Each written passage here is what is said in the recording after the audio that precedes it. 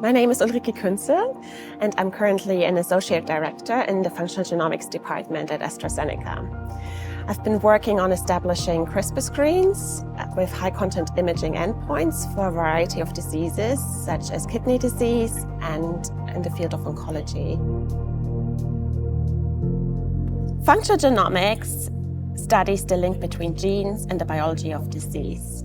One tool to achieve this is genetic screening, and CRISPR has really advanced the field because now we can precisely knock out genes and we can scale this up to make knockouts of every gene in the genome.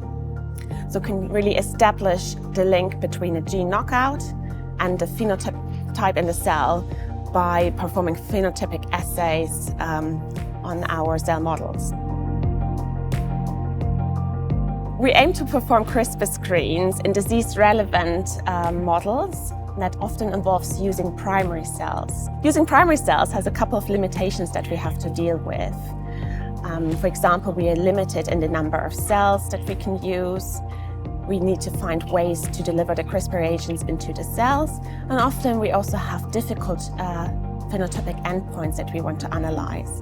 In my talk, I present strategies to address those and show how our array CRISPR screening pipeline is adaptable to a variety of different diseases and biological questions that we ask.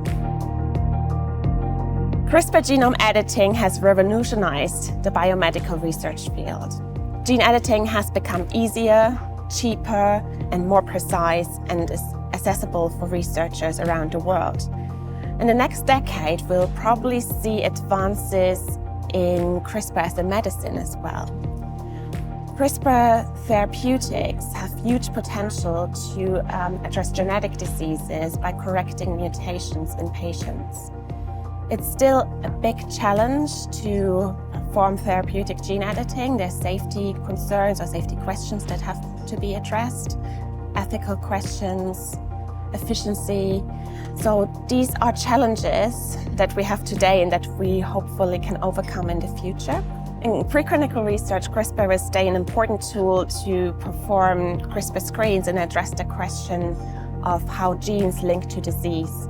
So we'll see probably advances in delivering CRISPR agents to more complex models. In the future, we might also see more of CRISPR gene editing outside of the coding genome. So CRISPR screens in the non-coding space, addressing the function of non-coding RNAs or regulatory elements in the genome. AstraZeneca has a large amount of collaborations in different areas, for example, with academia and universities and academic institutes, with pharma and biotech companies, with AI companies like Benevolent AI, and also with charities such as Cancer Research Horizon. One example of how AstraZeneca's collaboration have advanced the field of functional genomics is the Functional Genomics Centre in Cambridge, UK. This is a collaboration between AstraZeneca and Cancer Research Horizon, one of the biggest cancer charities in the world. This center aims to be world-leading in CRISPR screening, cancer models, vector design, and big data analysis.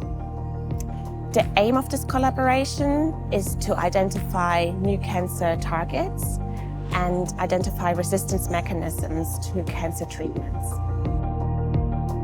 I'm looking forward to see CRISPR medicines cure genetic diseases. There's still a lot of work to be done in terms of safety and delivering the Cas9 reagents to the right tissues. But I'm sure we'll see great progress in the next years, and I'm really looking forward to see if CRISPR medicines will cure in the future genetic diseases.